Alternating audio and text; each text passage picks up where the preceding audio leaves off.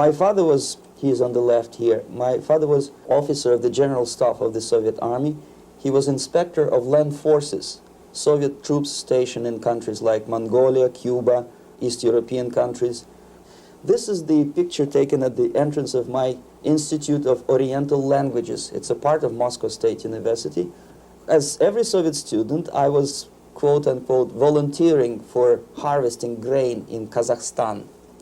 By the end of my training in school, I was recruited by the KGB. This picture was taken on that day, and you can see again how happy it feels to be recruited by the KGB. Pay special attention to number of bottles on the table. One of my functions was to keep foreign guests permanently intoxicated the moment they land at Moscow airport. In 1967, the KGB attached me to this magazine, Look magazine. A group of 12 people arrived to USSR from United States to cover the 50th anniversary of October Socialist Revolution in my country. From the first page to the last page, it was a package of lies.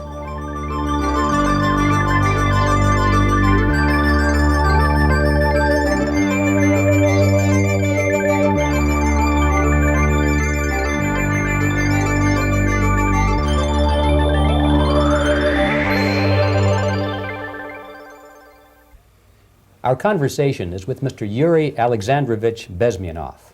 Mr. Bezmenov was born in 1939 in a suburb of Moscow. He was the son of a high-ranking Soviet Army officer. He was educated in the elite schools inside the Soviet Union and became an expert in Indian culture and Indian languages.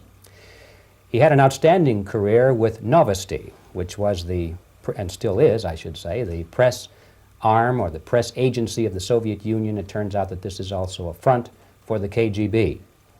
One of his interesting assignments was to brainwash foreign diplomats when they visited Moscow. And he'll tell us a little bit about how they did this and how they planted information which eventually wound up in the press of the free world. He escaped to the West in 1970 after becoming totally disgusted with the Soviet system, and he did this at great risk to his life. He certainly is one of the world's outstanding experts on the subject of Soviet propaganda and disinformation and active measures. Mr. Bezmenov, I'd like to begin by having you tell us a little bit about some of your childhood memories. Well, the most vivid memory of my childhood was Second World War, or to be more precise, the end of the Second World War, when all of a sudden United States, from a friendly nation, which helped us to defeat Nazism, turned overnight into a deadly enemy. And it was very shocking because all newspapers were trying to present an image of belligerent, aggressive American imperialism. Most of the things that we were taught is that United States is aggressive power, which is just about to invade our beautiful, free socialist country, that American CIA is dropping Colorado beetles on our beautiful potato fields to eliminate our crops, and each schoolboy had a picture of Colorado bug on the back page of his notebook, and we were instructed to go into collective fields to search for those little Colorado bugs. Of course, we couldn't find any, neither we could find many potatoes, and that was explained again by the encroachments of the decadent imperialist power. The anti-American paranoia, hysteria in the Soviet propaganda was to such of such a higher degree that many less skeptical people or less stubborn would really believe that United States is just about to invade our beautiful motherland, and some secretly hope that it will come true. That's interesting. Yes. Well, getting back to life inside the Soviet Union or inside communist countries in general, in this country, at the university level primarily, we read and hear that the Soviet system is different from ours, but not that different, and that there is a convergence developing between all of the systems of the world, and that really it doesn't make an awful lot of difference what system you live under because you have corruption and dishonesty and tyranny and all that sort of thing. From your personal experience, what is the difference between life under communism and life in the United States? Well, life is obviously very much different for simple reason that the Soviet Union is a state capitalist economically. It's a state capitalism where an individual has absolutely no rights, no value, his life is nothing, it's just like an insect. He is disposable, whereby in the United States, even the worst criminal is treated as a human being. He has a fair trial, and some of them capitalize on their crimes. They publish their memoirs in their prisons and get handsomely paid by your crazy publishers. The differences, of course, in the daily life are very various, depending on whom we are talking about. In my own private life, I never suffered from communism simply because I was brought up in a family of high-ranking military officer. Most of the doors were open for me. Most of my expenses were paid by the government, and I never had any troubles with the authorities or with the police. So, in other words, I would say I enjoyed, or I had good reasons to enjoy, all the advantages of so-called socialist system. Mm-hmm. My main motivations to defect had nothing to do with affluence. It was mainly moral indignation, moral protest, rebellion against the inhuman methods of the Soviet system. Well, specifically, what did you object to? I objected, first of all, against oppression of my own dissidents and intellectuals. And that was the most disgusting thing that I witnessed as a young man, young student, who was brought up at a very troublesome period in our history, from Stalin to Khrushchev, from total tyranny and oppression to some kind of liberalization. Second, when I started working for the Soviet embassy in India, to my horror, I discovered that we are millions times more oppressive than any colonial or imperialist power in the history of mankind. That my country brings to India not freedom, progress, and friendship between the nations, but racism, exploitation, and slavery, and of course economical inefficiency to this country. Since I fell in love with India, I developed something which by KGB standards is extremely dangerous thing. It's called split loyalty, when an agent likes a country of assignment more than his own country. I literally fell in love with this beautiful country, a country of great contrasts, but also great humility, great tolerance, and philosophical and intellectual freedoms. My ancestors used to live in caves and eat raw meat when India was a highly civilized nation 6,000 years ago. So obviously the choice was not to the advantage of my own nation. I decided to defect and to entirely dissociate myself from that brutal regime. Mr. Bezmenov, we've read a lot about the concentration camps and the slave labor camps under the Stalin regime. Now the general impression in America is that those things are part of the past. Are they still going on today, or what is the status? Yes. There is no qualitative change in the Soviet concentration camp system. There are changes in numbers of prisoners. Again, this is unreliable Soviet statistics. We don't know how many political prisoners are there in the Soviet concentration camps.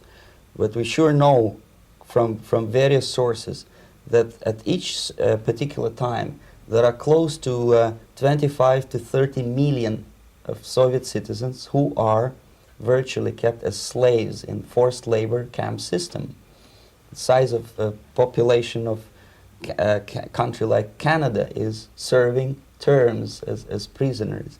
Incredible. So I would say that those intellectuals who try to convince American public that concentration camp system is a thing of a past are either conscientiously misleading public opinion, or they are not very intellectual people. They're selectively blind.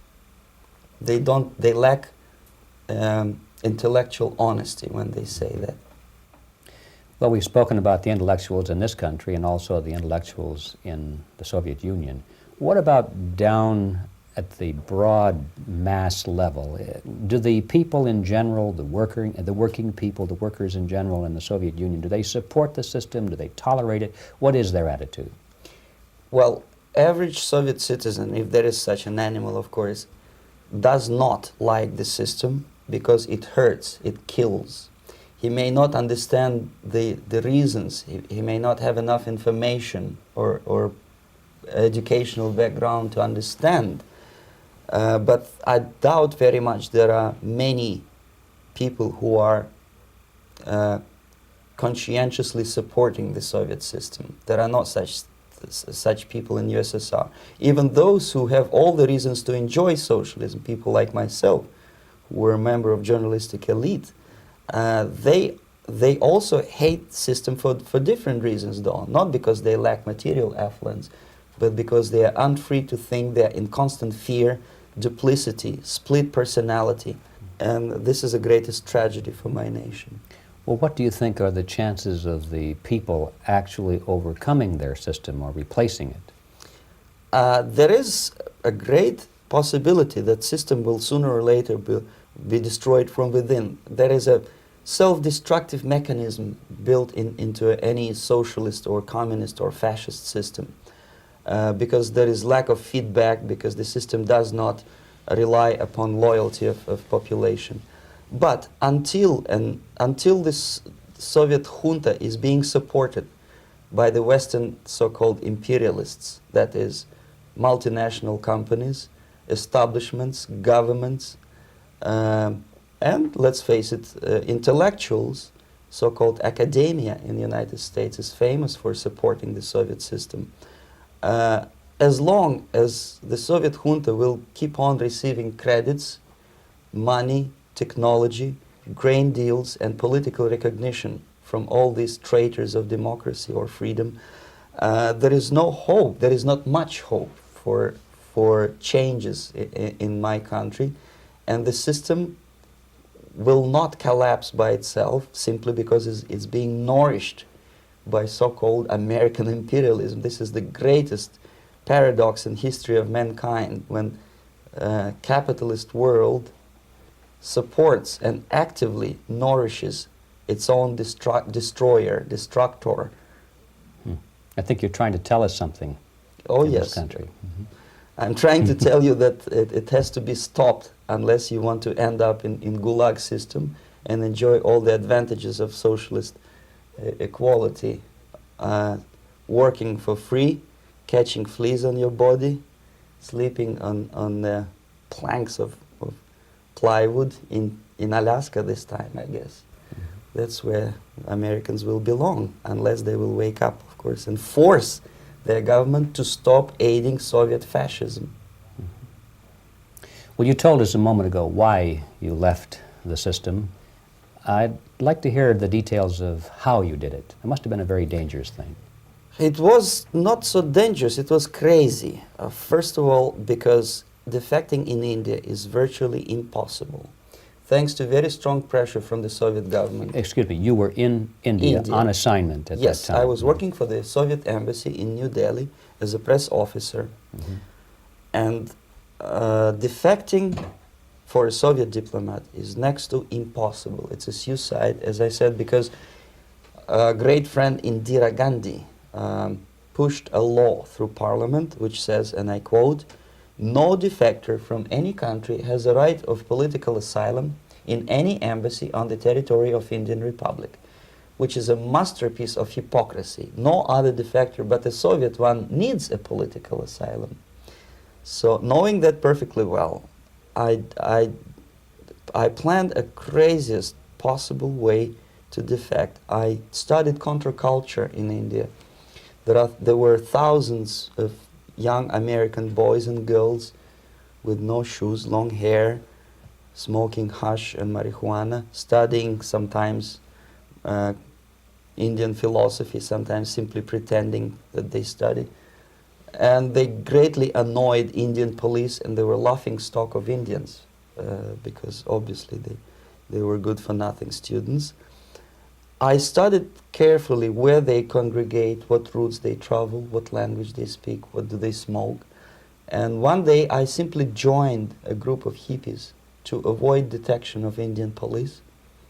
I was dressed as a typical hippie with blue jeans, long kameez shirts, with all kind of nice decorations like beads, long hairs, I bought a wig because for several weeks I had to turn myself from a conservative Soviet diplomat into a very progressive American hippie. And that was the only way that I could avoid detection.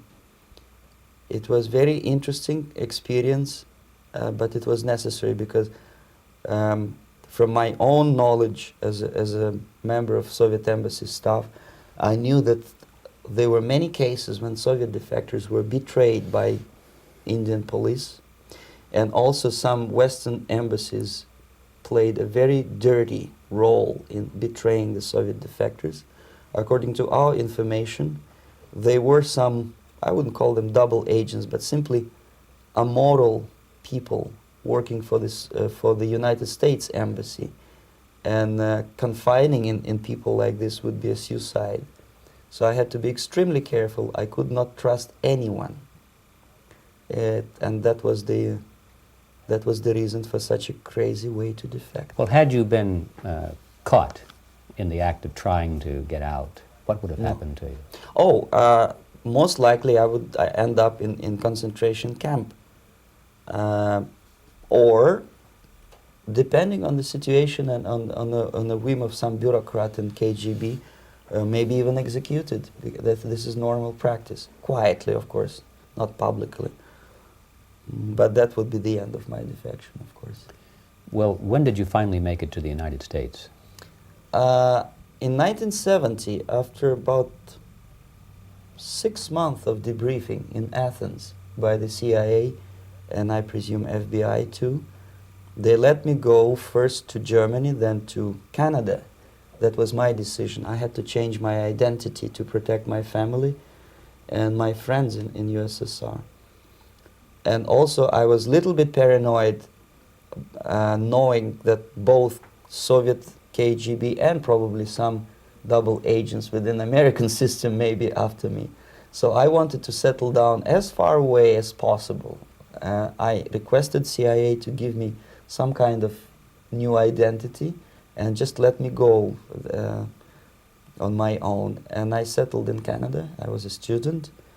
I changed many professions, from farm help and laundry truck driver to language instructor and broadcaster for Canadian Broadcasting Corporations in Montreal. Well, have you had any threats on your life or any Yes. unpleasantries? In about 5 years, KGB eventually discovered that I am working for Canadian Broadcasting.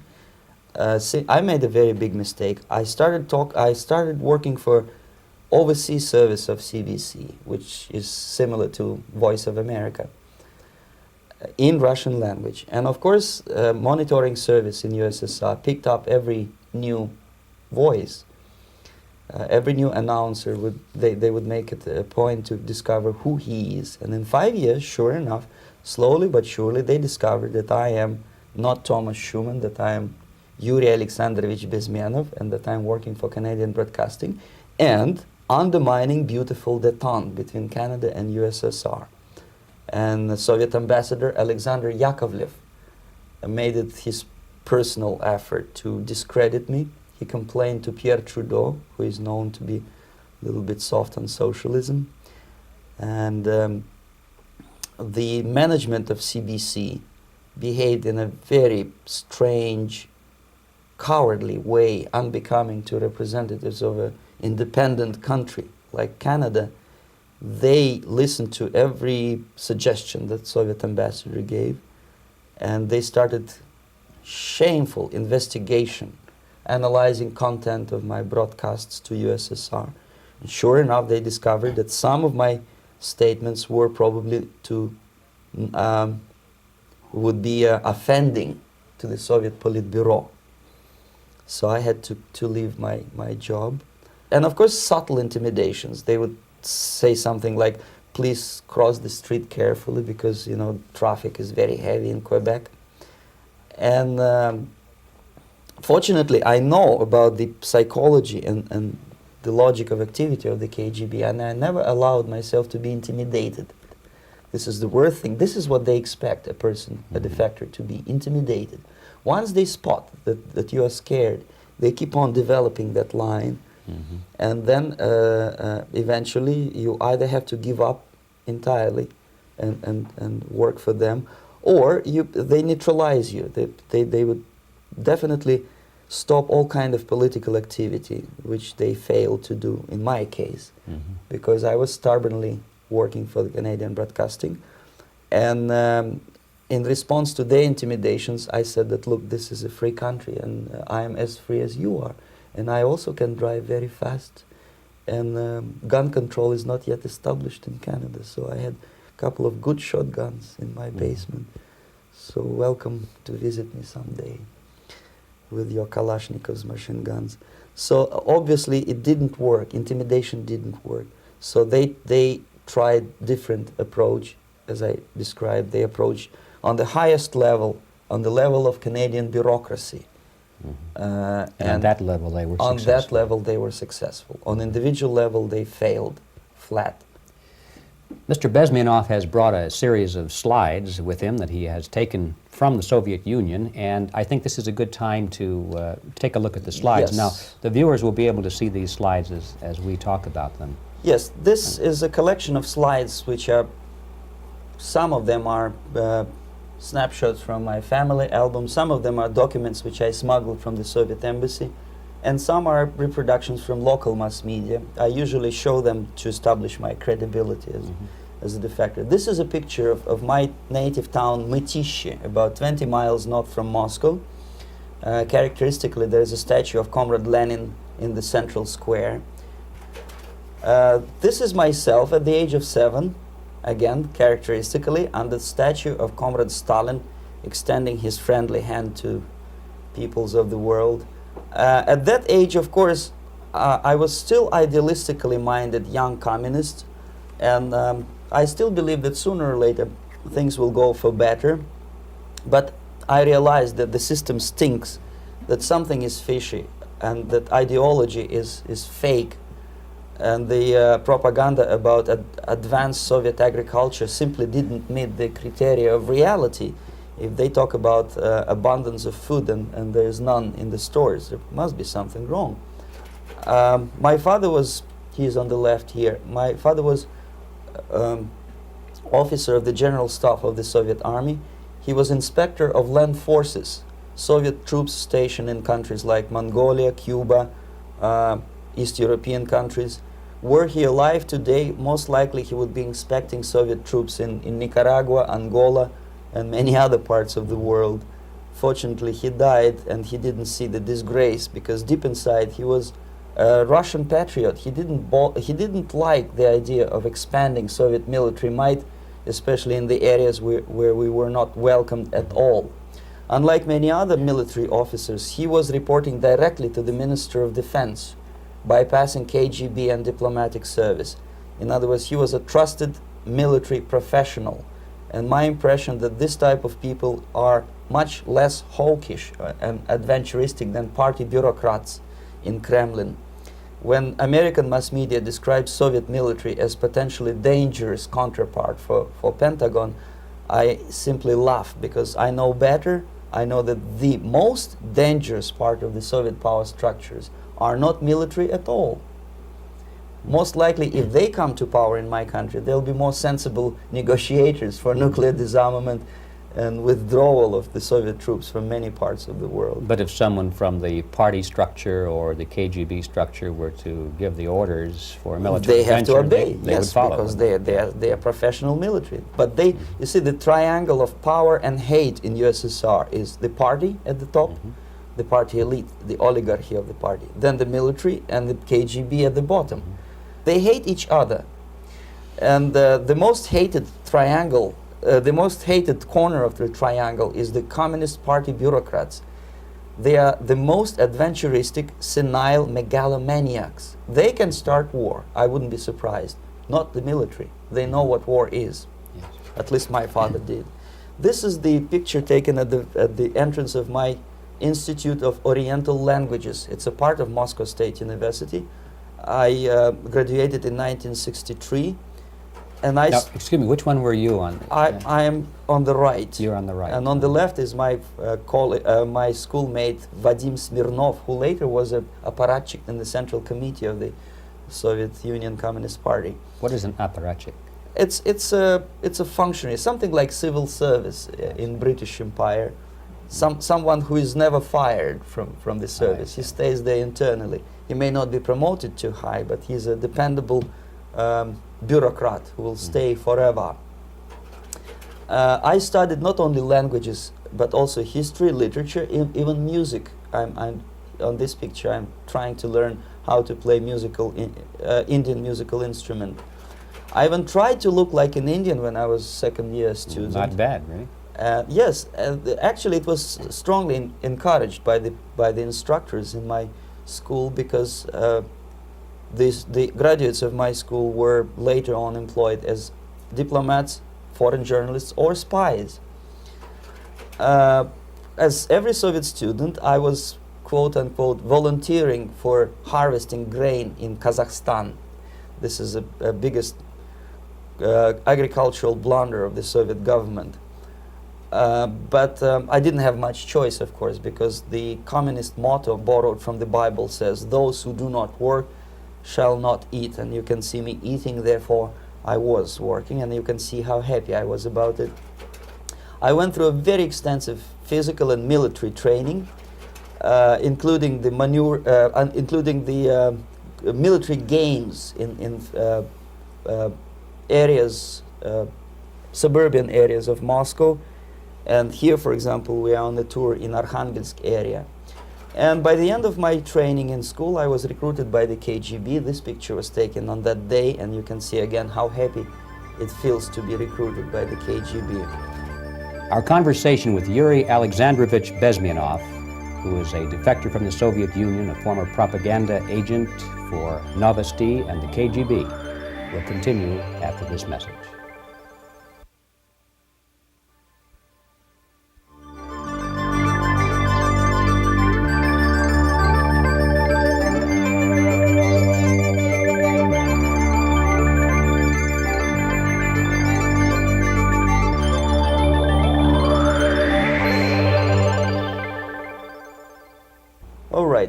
As every student in USSR, I went through very extensive physical and military training and civil defense training too. Unlike in United States, where civil defense is virtually non-existent, zero. In USSR, every student, whatever his major subject, has to go through very extensive 4-year military and civil defense training. You can see me here with a group of students during one of the war games near Moscow. The main idea, of course, is to prepare a huge reserve army of the USSR. Each student has to graduate as a junior lieutenant. In my case, it was administrative and military intelligence service. My first assignment was to India as a translator with the Soviet Economical Aid Group, building refinery complexes in Bihar state and Gujarat state. At that time, I was still naively, idealistically believing that what I was doing contributes to the understanding and cooperation between the nations. It took me quite a number of years to realize that what we were bringing to India was a new type of colonialism, 1,000 times more oppressive and exploitative than any colonialism or imperialism in history of mankind. But at that time, I was still hoping that, well, maybe it's not that bad, could be worse, and things may go for better. And I even tried to implement the beautiful Marxist motto, proletarians of all the countries unite. I tried to unite with a nice Indian girl, and I was fascinated by Indian culture, by the family life in this country. But obviously, Communist Party had different plans for my genes, so I had to marry this beautiful Russian girl. In the span of my career, I married 3 times. Most of these marriages were marriages of convenience, on advice from the Department of Personnel. This is normal practice in USSR. When a Soviet citizen is assigned to a foreign job, he has to be married, either to keep family in USSR as hostages, or, if it's a convenience marriage like mine, so that the husband and wife are virtually informers on each other to prevent defection or contamination by decadent imperialist or capitalist ideas. In my case, I hated that girl so much that the moment I landed in Moscow, we were divorced, and I married later, second time. By the end of my first assignment in India, I was promoted to the position of public relation officer. You can see me here translating a speech by a Soviet boss. And you're on the right. I'm on the right here, yes. And it was, the occasion was commissioning of the refinery complex in Bihar, Barauni. Back in Moscow, I was immediately recruited by Novosti Press Agency, which is a propaganda and ideological subversion front for the KGB. 75% of the members of the Novosti are commissioned officers of the KGB. The other 25 are, like myself, co-opted agents who are assigned to specific operations. In this particular case, you can see me talking to students of Lumumba Friendship University in Moscow. This is a huge school under the direct control of the KGB and Central Committee, where future leaders of the so-called national liberation movements are being educated and selected carefully. And some of them have absolutely, this, for example, is a group of students from Lumumba. They don't look like students at all. They look more like military, and that's exactly what they were. They were dispatched back to their countries to be leaders of the so-called national liberation movements, or to be translated into normal human language, leaders of international terrorist groups. Another area of activity when I was working for the Novosti was to accompany groups of so-called progressive intellectuals, writers, journalists, publishers, teachers, professors of colleges. You can see me here in Kremlin. I'm second on the left, with a group of Pakistani and Indian intellectuals. Most of them pretended they don't understand that we are actually working on behalf of the Soviet government and the KGB. They pretended that they are actually being guests, VIP intellectuals, that they are treated according to their merits and their intellectual abilities. For us, they were just a bunch of political prostitutes to be taken advantage for various propaganda operations. Therefore, you can see perfectly well the senior colleague of mine on the left doesn't really have that much respect on his face, and myself with a very skeptical smile, typical KGB sarcastic smile, anticipating another victim of ideological brainwashing. This is how a typical conference in Novosti headquarters in Moscow looked like. Sitting in the middle is Boris Burkov, the then director of Novosti Press Agency, high-ranking party bureaucrat in the Department of Propaganda. I am standing next to a famous Indian poet, Sumitranandan Pant. He was famous because he was an author. He was the author of a famous poem titled Rhapsody to Lenin. That's why he was invited to USSR, and everything was paid by the Soviet government. Pay special attention to number of bottles on the table. This is one of the ways to kill the awareness or curiosity of foreign journalists. One of my functions was to keep foreign guests permanently intoxicated the moment they land at Moscow airport. I had to take them to the VIP lounge and toast to friendship and understanding between the nations of the world. Glass of vodka, then a second glass of vodka. And in no time, my guests would be feeling very happy. They would see everything in kind of pink, nice color. And that's the way I had to keep them permanently for the next 15 or 20 days. At certain point in time, I had to withdraw alcohol from them so that some of them who are the most recruitable would feel a little bit shaky, guilty, trying to remember what they were talking last night. That's the time to approach them with all kind of nonsense, such as joint communique or statement for Soviet propaganda. That's the time they are the most flexible.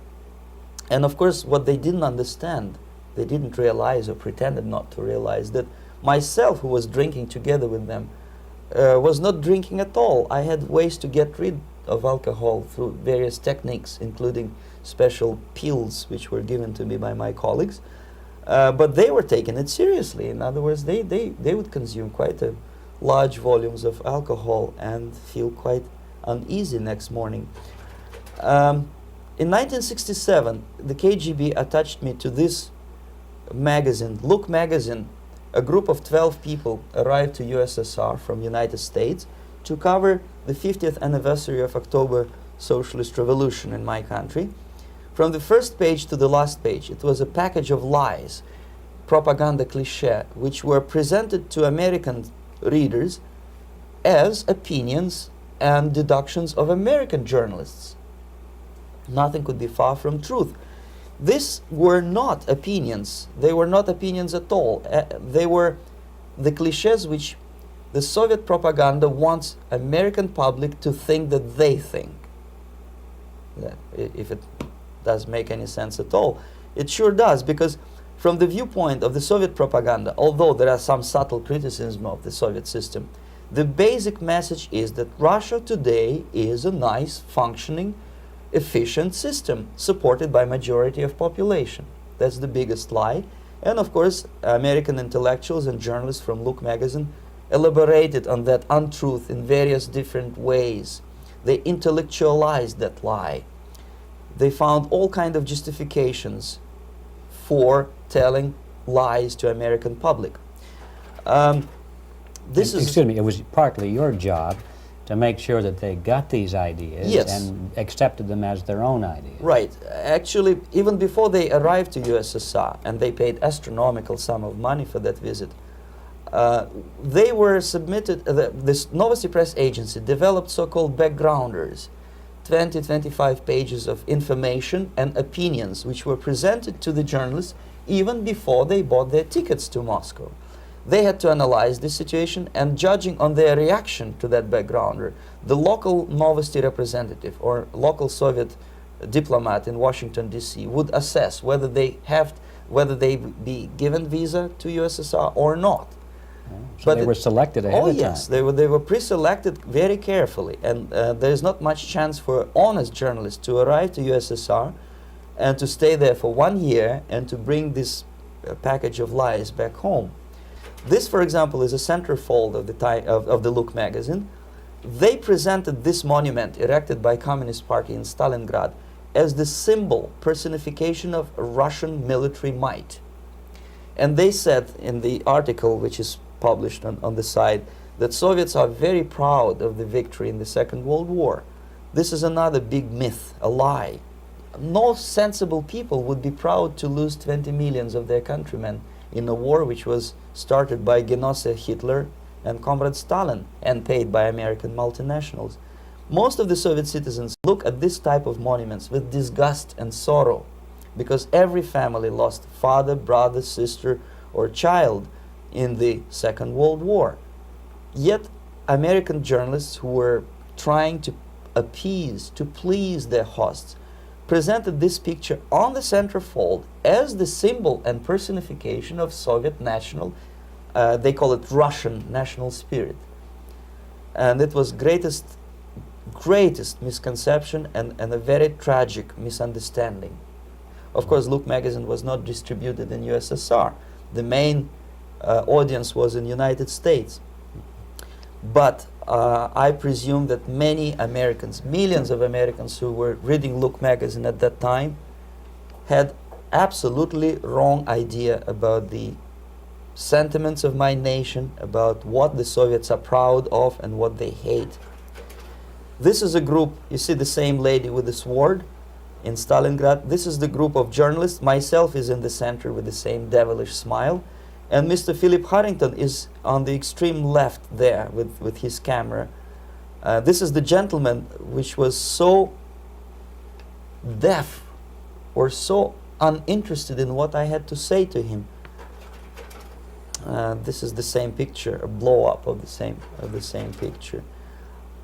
Many guests from various countries, in this particular case from Asia and Africa, were taken by me as a Novosti Press Agency employee for a tour across Siberia, for example. We would show them typical kindergarten, you see, nothing special by American standards, just nice children sitting, eating their breakfast or lunch. What they could not understand, or they pretended not to understand, that this is an exemplary kindergarten. This is not the kindergarten for average person or average family in USSR. And we maintain that illusion in their minds. You can see myself under the red spot in the middle there, with the same business-like expression. I'm doing my job. That's what I'm assigned to do, and that's what I was paid to do. But deep inside, I still hope that at least some of these useful idiots would understand that what they are looking at has nothing to do with the level of affluence in my nation. This is a better picture which reflects the true spirit of the Soviet childhood. This picture was printed in a Canadian government publication by mistake. In the middle, you can see children playing on a small courtyard, and the caption goes, "This is a typical kindergarten in Siberia." What these idiots didn't understand, that it is not kindergarten at all. It is a prison for children of political prisoners. But there was not a single mentioning that what they were visiting actually was an area of concentration camps. And the job of people like myself to help them to not to notice that they are actually talking to prisoners. Most of the children were dressed, especially on the occasion of the foreigners' visit. Of course, there were no corpses on the ground. There were no machine gun guards, and well, it looks not very pleasant, as you see. It looks dull, but obviously it does not create an impression that this is actually a prison. Well, did any of the journalists have the curiosity to ask about prisons and that kind of thing? Yes. They were in Siberia. This Yes. is what you associate. Yes, some of them asked questions, and naturally we would give them, for the stupid question, we give them stupid answer. No, there are no prisons in Siberia. No, most of the people who you see are free citizens of USSR. They are very happy to be here, and they are contributing to the glory of the socialist system. Some of them pretended that they believe what I was telling them, and most of them, we may discuss it later, what are the motivations of these people? Why would they stubbornly bring lies to their own population through their own mass media? I have various answers to this. There is not a single explanation. It's a complex of explanations. It's fear, pure biological fear. They understand that they are on the territory of an enemy state, a police state. And just to save their rotten skins and their miserable jobs, their affluence back home, they would prefer to tell a lie than to ask truthful questions and report truthful information. Second, most of these schmucks were afraid to lose their jobs, because obviously if you tell truth about my country, you will not last long as a correspondent of New York Times or Los Angeles Times. They will fire you. What kind of correspondent are you? You obviously cannot find common language with Russians if they kick you out in 24 hours. So just by trying to be conformist to their own editorial bosses, they tried not to offend the sentiments of the Soviet administrators and people like myself. Deep inside, I hope they would insult my or offend my sentiments. Obviously, they preferred not to. Another reason, I refuse to believe it, but obviously there is another reason. Obviously, it's a greed. These people earn a lot of money. When they come back to USA, they claim that they are experts in my country. They write books which sells in million copies, titled like Russians, The Truth About Russia. Most of it is lie about Russia. Yet they claim to be Sovietologists. They play back myth about my country, the propaganda cliches. Yet they stubbornly resist the word of truth. If a person like Solzhenitsyn is either defecting or kicked out of USSR, they try all their best to discredit him and to discourage him. I don't have much chance to appear on national network with a true story about my country. But a useful idiot like Hendrik Smith or Robert Kaiser, they are big heroes. They come back from USSR. They say, oh, we were talking to dissidents in Russia. Big deal. Soviet dissidents are chasing American correspondents in the streets, and they are cowardly escaping from these contacts. For some strange reason, if you want to know more about Spain, you refer to Spanish writers. If you want to learn more about French, you read French writers. Even about Antarctica, I bet you would read Penguins. Only about the Soviet Union, for some strange reason, you read Hendricks and Schmendricks and all kind of Kissingers, because they claim that they know more about my country. They know nothing, or next to nothing, or they pretend that they know more than they actually do. I would say they are dishonest people who lack integrity and common sense and intellectual honesty. They bring back all kind of stories like that. A kindergarten in Siberia. Omitting the most important fact, it's a prison for children of political prisoners. Another greatest example of monumental idiocy of American politicians. Edward Kennedy was in Moscow, and he thought that he is a popular, charismatic American politician who is easygoing, who can smile, dance at the wedding in Russian Palace of Marriages. What he did not understand, or maybe he pretended not to understand, that actually he was being taken for a ride. This is a staged wedding, especially to impress foreign media or useful idiots like Ed Kennedy. Most of the guests there, they had security clearance, and they were instructed what to say to foreigners. This is exactly what I was doing. You can see me in the same damn wedding palace in Moscow where Ed Kennedy was dancing here. You see, smiling. He thinks he's very smart. From the viewpoint of Russian citizens who observe this idiocy, he's narrow-minded, egocentrical idiot who tries to earn his own popularity through participation in propaganda farces like this. Here you can see myself. On the right, again, exemplary Soviet bride. On the left, 3 journalists from various countries, Asia, Africa, and Latin America. Obviously, they enjoying the situation. They will go back home and write the reports. We were present on a regular Soviet wedding. They were not present on a regular Soviet wedding. They were present, they were parts of a farce, of a circus performance. Another thing which I had to sometimes risking my life to explain to foreigners. Time magazine, for example, is very critical of South African racist regime. The whole article was dedicated to the shameful internal passport system where blacks are not allowing to live with whites.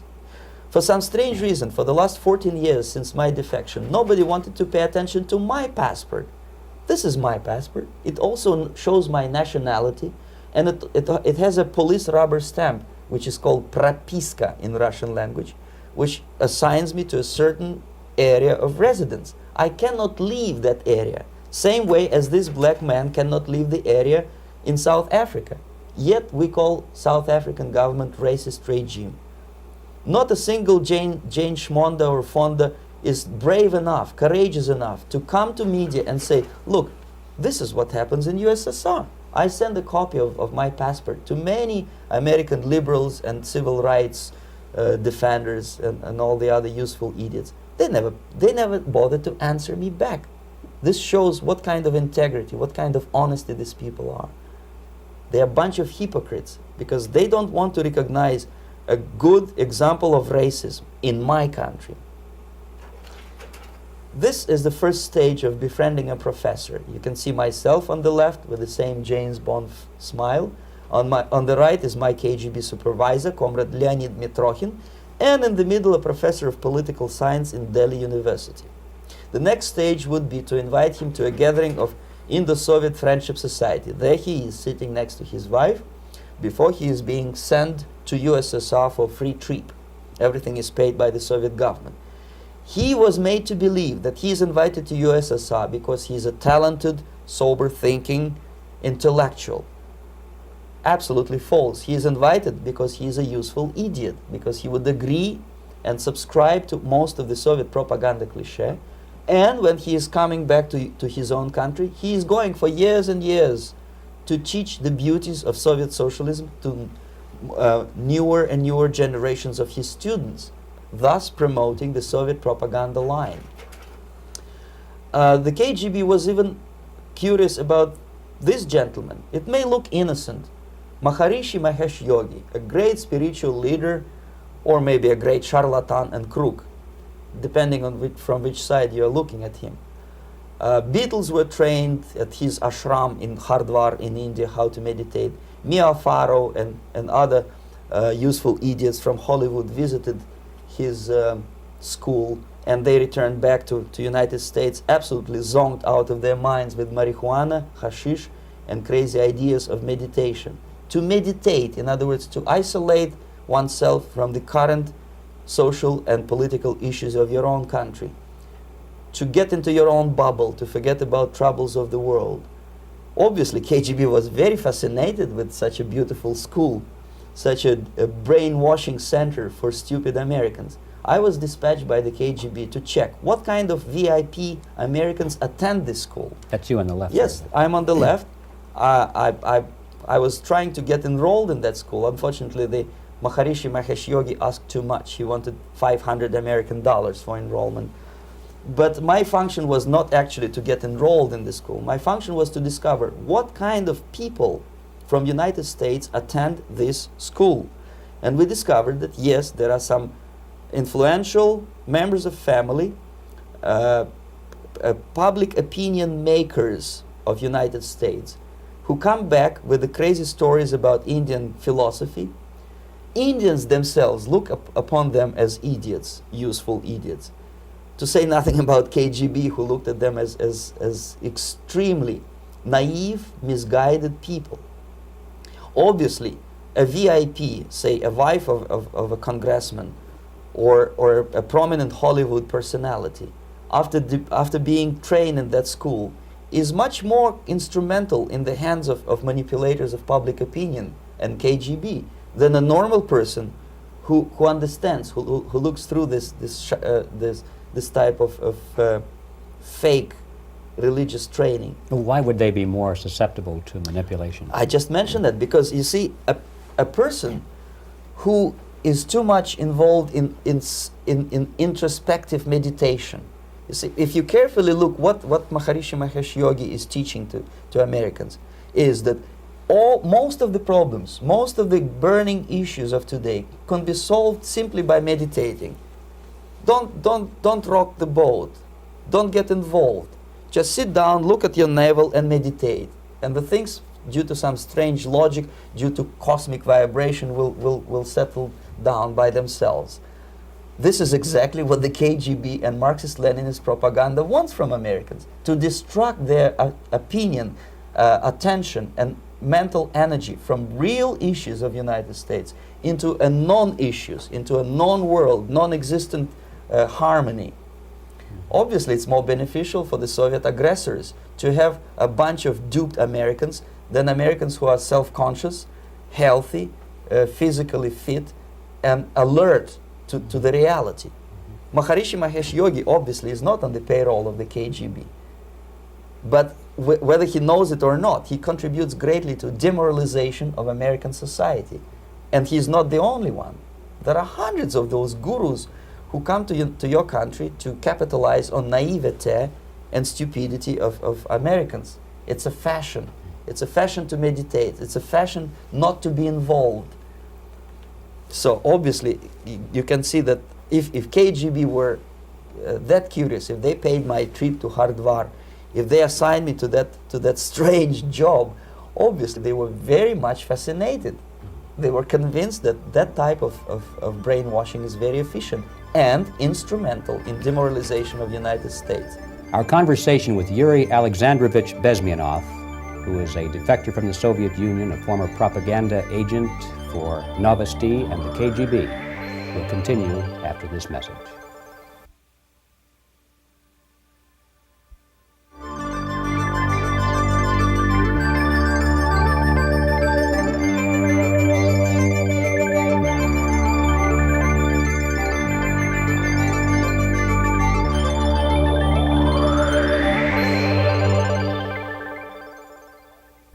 This This picture shows the part of the building of USSR embassy, and my supervisors. On the left is Comrade Mehdi, an Indian communist, and on the right, Comrade Mitrokhin, my supervisors in the secret department of research and counter-propaganda.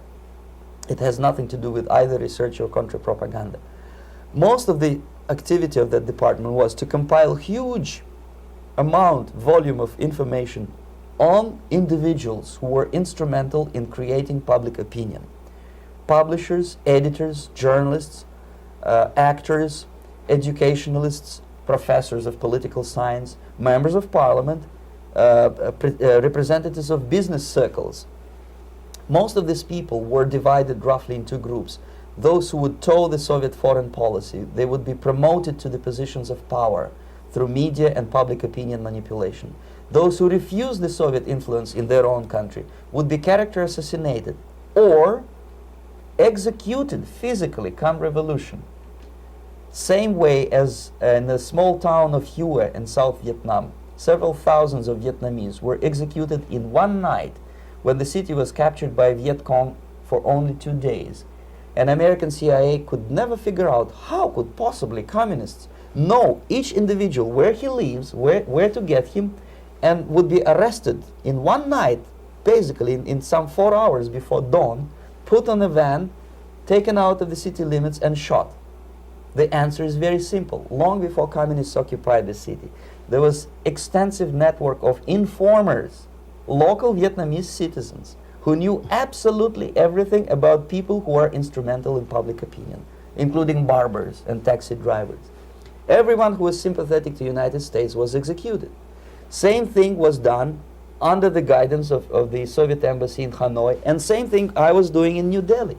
To my horror, I discovered that in the files where people were doomed to execution, there were names of pro-Soviet journalists with whom I was personally friendly. Pro-Soviet? Yes.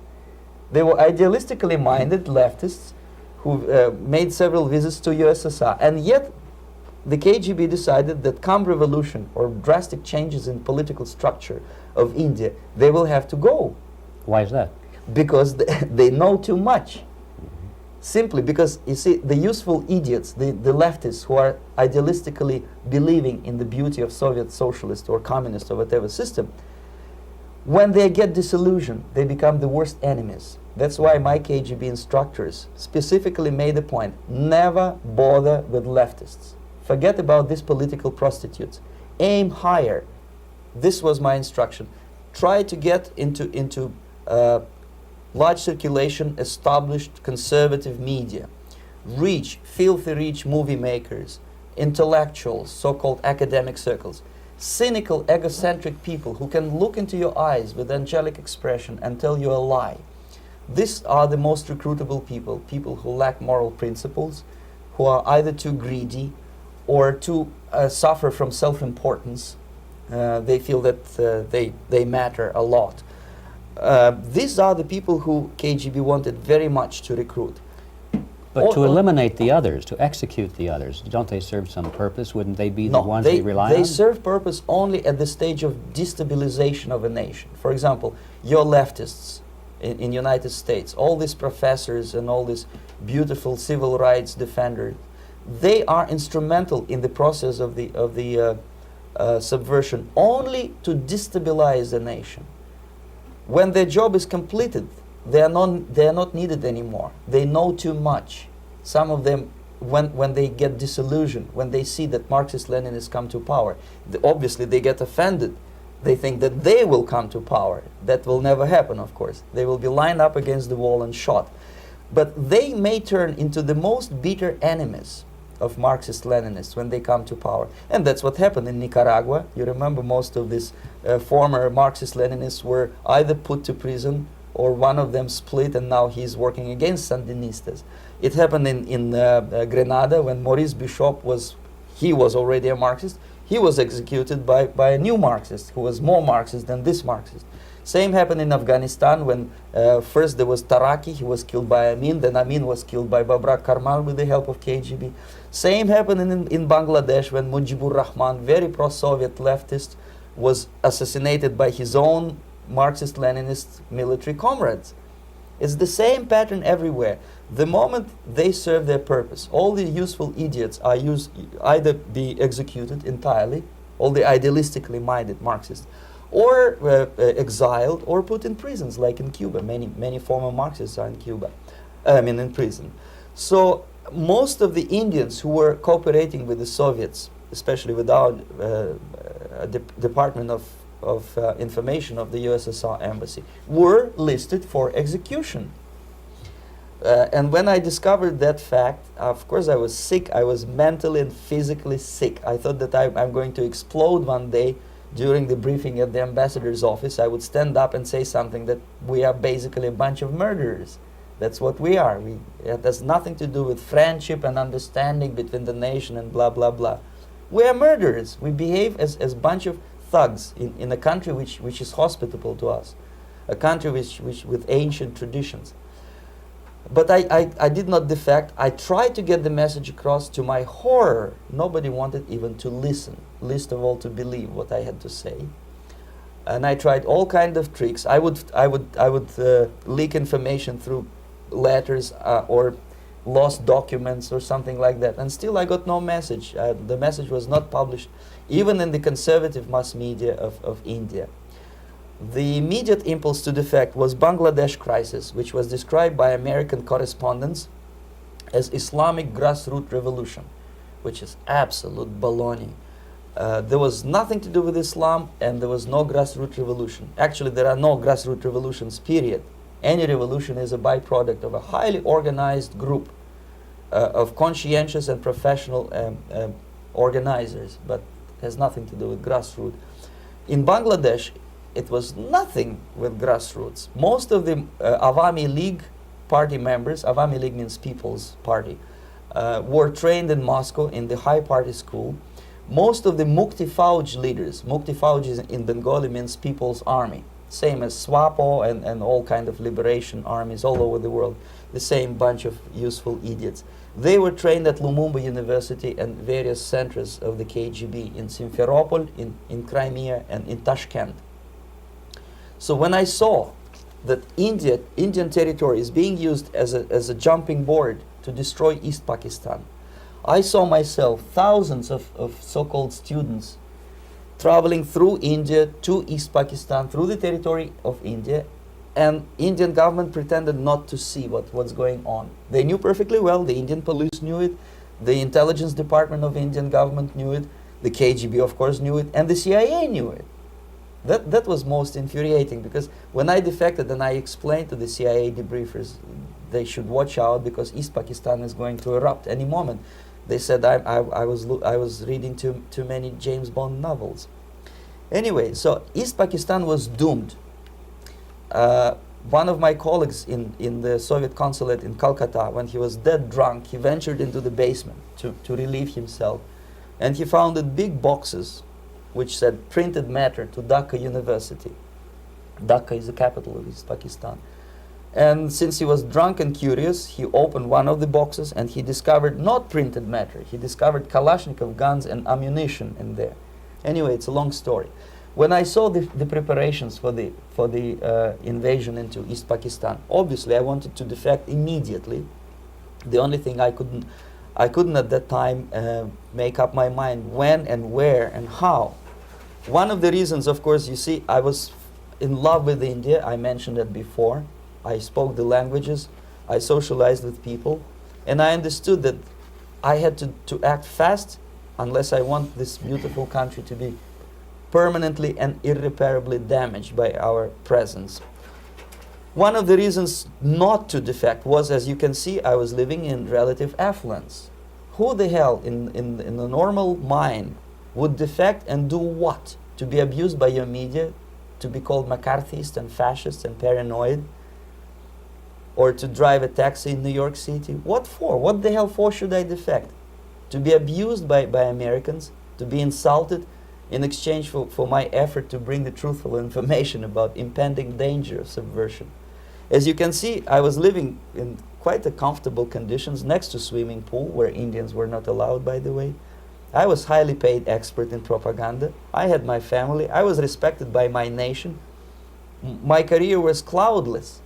The third reason, how to defect with the family. To defect with the baby and the wife would be virtual suicide because according to law, that hypocritical law which I quoted before, the Indian police will have to hand me over back to the KGB, and that will be the end of my defection and probably my life. Again, I cannot smuggle my wife because she was not quite sure what I was doing. She was not that idealistically involved, and she was definitely not in the total picture of what I was doing for the KGB. She would be shocked if I put her in my van and drive her to the American embassy or elsewhere. That would be a greatest danger. So again, I had to defect in such a way that my defection would look as simple disappearance. And there were many cases like that when the Soviet agents simply disappeared, either killed in action or, thanks to their curiosity and their close contacts with radicals, some of them were killed by the Marxists, by the way. It happened in many African countries when the Soviet KGB were killed by Africans themselves. Not because they hated Marxism, Leninism, but because they were simply trigger-happy bunch of unruly characters. If you give them a machine gun, they will shoot. And some of the Soviets obviously were not careful enough to protect themselves, and they got into embarrassing situations when they were shot at the crossfire between factions of so-called liberation movements. Anyway, so I decided, as I said, to study the counterculture. I decided this probably would be the best way to disappear. I socialized with characters like this. On the left, you see, he's a barefoot American hippie. It took me quite a long time to study exactly what they were doing and how to mix with them. But eventually I did it. Most of Indian newspapers carried my picture and promise of 2,000 rupees for information about my whereabouts. But they were looking for the wrong person because they obviously tried to stop a young Soviet diplomat in white shirt and tie, and this is how I looked at the time of defection. Nobody could possibly think that a Soviet diplomat would be as crazy as to join a bunch of hippies. That's you. Travel India and smoke hash. So I made it literally almost like a Hollywood-style detective story. From under the nose of the KGB in Bombay airport, I landed the plane and I flew to Greece, where I was debriefed by the CIA. That's basically that's all for my slides. We can turn off the projector, then. That's very interesting. Well, you spoke several times before about ideological subversion. That is a phrase that I'm afraid some Americans don't fully understand. When the Soviets used the phrase ideological subversion, what do they mean by it? Ideological subversion is the process which is legitimate, overt, and open. You can see it with your own eyes. All you have to do, all American mass media has to do, is to unplug their bananas from their ears, open up their eyes, and they can see it. There is no mystery. There is nothing to do with espionage. I know that espionage intelligence gathering looks more romantic. It sells more deodorants through the advertising, probably. That's why your Hollywood producers are so crazy about James Bond type of thrillers. But in reality, the main emphasis of the KGB is not in the area of intelligence at all. According to my opinion and opinion of many defectors of my caliber, only about 15% of time, money, and manpower is spent on espionage as such. The other 85% is a slow process which we call either ideological subversion or active measures, активные мероприятия in the language of the KGB, or psychological warfare.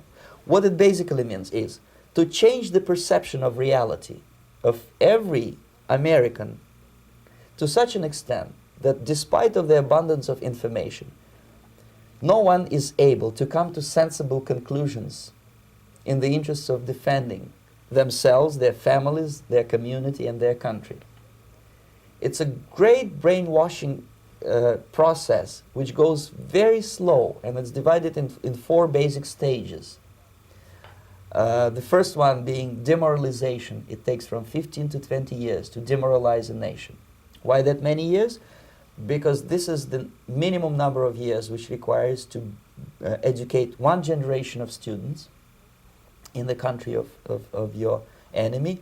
exposed to the ideology of the enemy. In other words, Marxism-Leninism ideology is being pumped into the soft heads of at least 3 generations of American students without being challenged or counterbalanced by the basic values of Americanism, American patriotism. The result you can see. Most of the people who graduated in the 60s, dropouts or half-baked intellectuals, are now occupying the positions of power in the government, civil service, business, mass media, educational system. You are stuck with them. You cannot get rid of them. They are contaminated. They are programmed to think and react to certain stimuli in a certain pattern. You cannot change their mind, even if you expose them to authentic information, even if you prove that white is white and black is black, you still cannot change the basic perception and the logic of behavior. In other words, these people, the process of demoralization is complete and irreversible.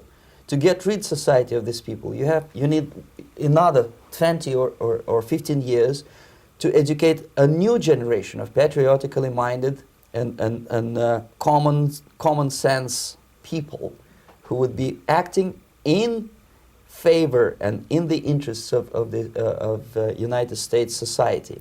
And yet these people who've been programmed and, as you say, in place and Yes. who are favorable to an opening with the Soviet concept, these are the very people who would be marked for extermination in this country? Most of them, yes.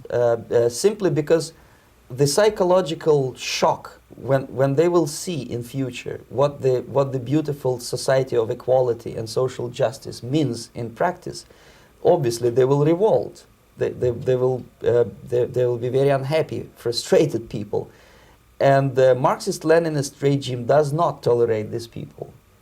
They will join the links of dissenters, dissidents. Yes. Unlike in present United States, there will be no place for dissent in future Marxist-Leninist America. Here you can get popular like Daniel Ellsberg and filthy rich like Jane Fonda for being dissident, for criticizing your Pentagon. In future, these people will be simply squashed like cockroaches. Nobody is going to pay them nothing for their beautiful, noble ideas of equality. This they don't understand, and it will be greatest shock for them, of course. The demoralization process in the United States is basically completed already. For the last 25 years, actually it's overfulfilled, because demoralization now reaches such areas where previously not even Comrade Andropov and all his experts would even dream of such a tremendous success. Most of it is done by Americans to Americans, thanks to lack of moral standards. As I mentioned before, exposure to true information does not matter anymore. A person who was demoralized is unable to assess true information. The facts tell nothing to him. Even if I shower him with information, with authentic proof, with documents, with pictures, even if I take him by force to the Soviet Union and show him concentration camp, he will refuse to believe it until he is going to receive a kick in his fat bottom. When a military boot crashes his balls, then he will understand, but not before that. That's the tragic of the situation of demoralization. So basically America is stuck with demoralization, and unless, even if you start right now, here, this minute, you start educating new generation of Americans, it will still take you 15 to 20 years to turn the tide of ideological perception of reality back to normalcy and patriotism. The next stage is destabilization. This time, subverter does not care about your ideas and the patterns of your consumption. Whether you eat junk food and get fat and flabby, doesn't matter anymore. This time, and it takes only from 2 to 5 years to destabilize a nation, what matters is essentials: economy, foreign relations, defense systems. And you can see it quite clearly that in some areas, in such sensitive areas as defense and economy, the influence of Marxist-Leninist ideas in the United States is absolutely fantastic. I could never believe it 14 years ago when I landed in this part of the world, that the process will go that fast. The next stage, of course, is crisis. It may take only up to 6 weeks to bring a country to the verge of crisis. You can see it in Central America now. And after crisis, with a violent change of power, structure, and economy, you have so-called the period of normalization. It may last indefinitely. Normalization is a cynical expression borrowed from Soviet propaganda. When the Soviet tanks moved into Czechoslovakia in '68, Comrade Brezhnev said, "Now the situation in brotherly Czechoslovakia is normalized." This is what will happen in the United States if you allow all these schmucks to bring the country to crisis, to promise people all kind of goodies and the paradise on earth, to destabilize your economy, to eliminate the principle of free market competition, and to put a big brother government in Washington, D.C., with benevolent dictators like Walter Mondale, who will promise lots of things, never mind whether the promises are fulfillable or not. He will go to Moscow to kiss the bottoms of new generation of Soviet assassins, never mind. He will create false illusions that the situation is under control. Situation is not under control. Situation is disgustingly out of control. Most of the American politicians, media, and educational system trains another generation of people who think they are living at a peacetime. False.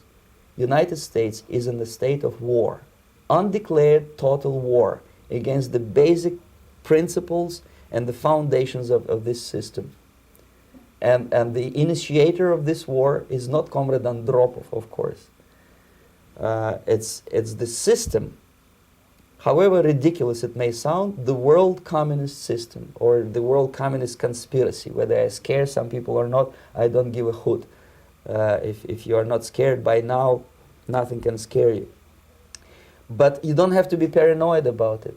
What actually happens now, that unlike myself, you have literally several years to live on unless the United States wake up.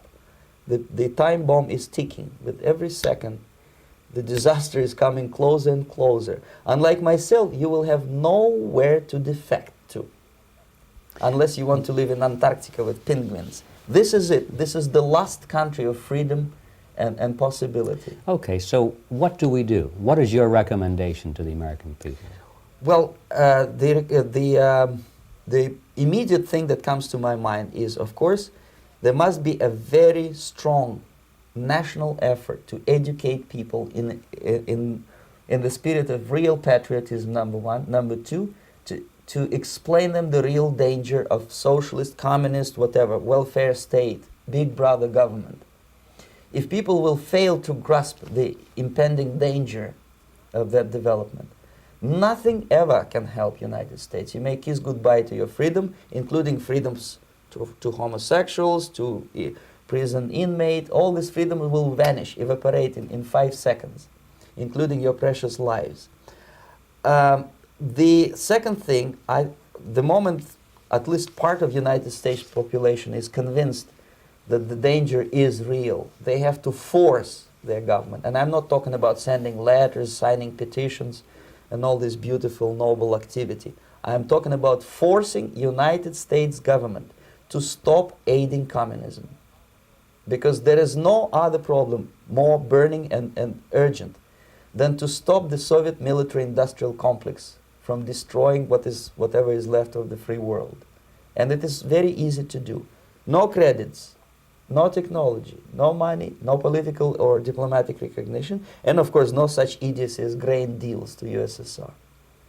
The Soviet people, 270 millions of Soviets, will be eternally thankful to you if you stop aiding a bunch of murderers who sit now in Kremlin and whom President Reagan respectfully calls government. They do not govern anything, least of all such complexity as the Soviet economy. So basic, two very simple, maybe too simplistic answers or solutions, but nevertheless they are the only solutions. Educate yourself, understand what's going on around you. You are not living at the time of peace. You are in a state of war, and you have precious little time to save yourself. You don't have much time, especially if you are talking about young generation. There's not much time left for convulsions and sexual masturbation to the beautiful disco music. Very soon it will go, just overnight. If we are talking about capitalists or wealthy businessmen, I think they are selling the rope on which they will hang very soon. If they don't stop, if they cannot curb their unsettled desire for profit, and if they keep on trading with the monster of the Soviet communism, they are going to hang very soon. And they will pray to be killed, but unfortunately they will be sent to Alaska probably to manage industry of slaves. It's simplistic. I know it sounds unpleasant. I know Americans don't like to listen to things which are unpleasant. But I have defected not to tell you the stories about such idiocy as microfilm, James Bond type espionage. This is garbage. You don't need any espionage anymore. I have come to talk about survival. It's a question of survival of this system. You may ask me, what is it in for me? Survival, obviously, because as I said, I am now in your boat. If we sing together, we'll sing beautifully together. There is no other place on this planet to defect to.